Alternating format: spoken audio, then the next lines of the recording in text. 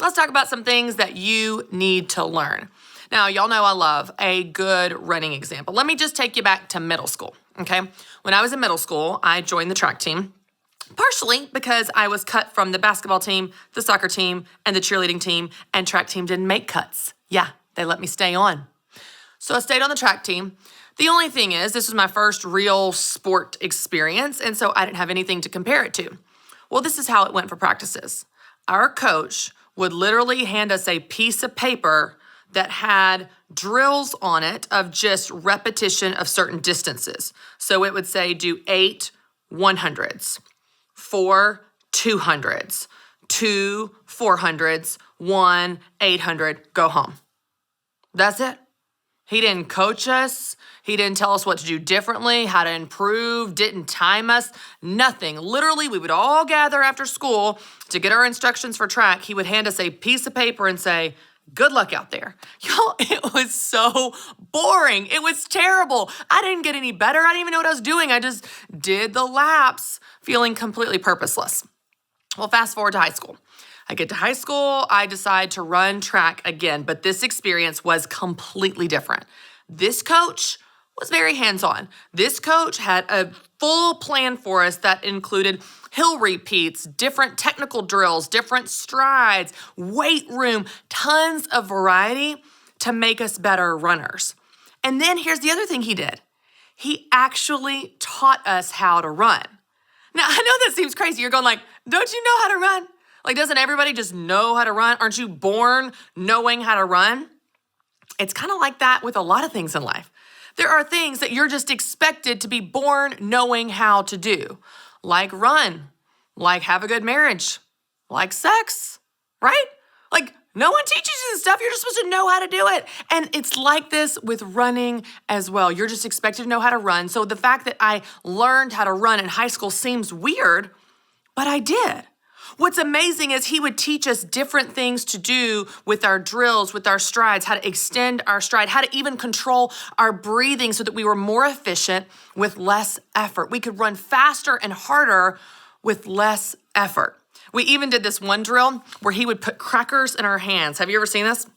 We'd have to hold crackers like this, and we would have to do sprints around the track. So I'm running as fast as I can, but you can't break the cracker. If you came around to the finish line and your cracker was broken, you had to do it again. Why is that?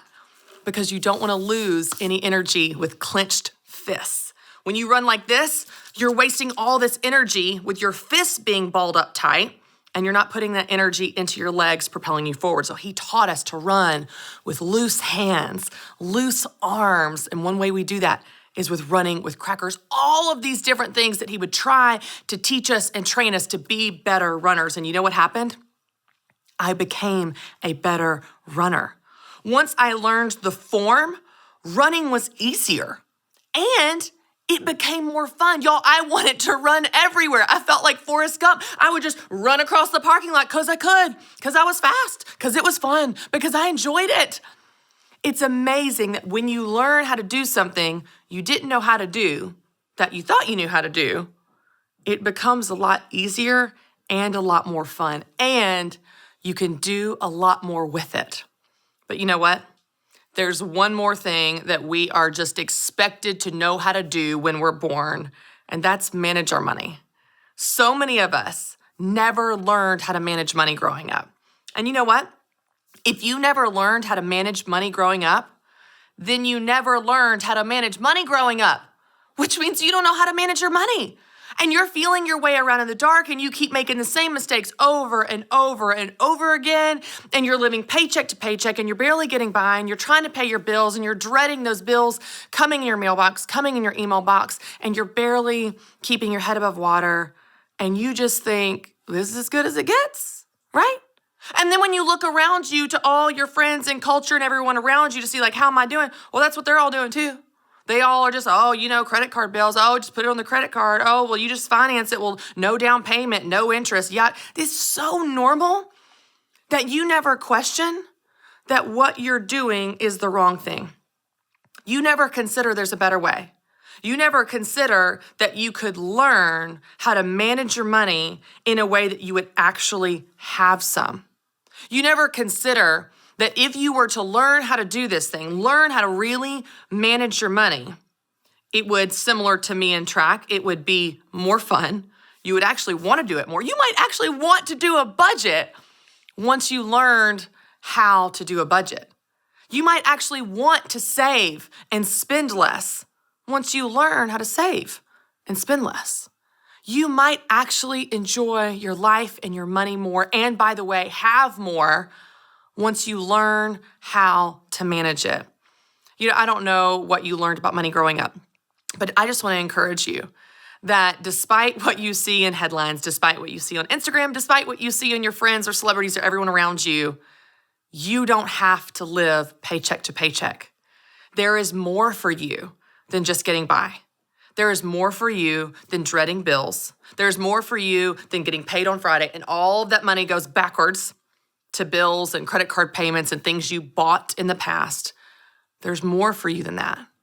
You can learn how to manage your money. You can learn how to live on less than you make so that, guess what? You actually have some money. Yeah. Because see, the trick to having money is not just making more money. It's spending less money. And that's hard. But when you learn it, you realize you can do it. You feel more powerful, you feel more in control, you feel more proud of yourself, and you feel more hopeful about the future because you realize that the person in control of that future is you. My experience in middle school of running on the track team was completely different than running in high school on the track team. In middle school, I just went through the motions and never got better. In high school, I actually learned how to do something I thought I was supposed to know how to do, but apparently didn't. And I got better. And I performed better, and I enjoyed it more. The same is true for you and your money. When you learn how to do this thing that you thought you knew how to do, or at least thought you were supposed to know how to do when you were born, when you actually learn how to do it, you will perform better. Your bank account will show it, and you will actually enjoy your life more.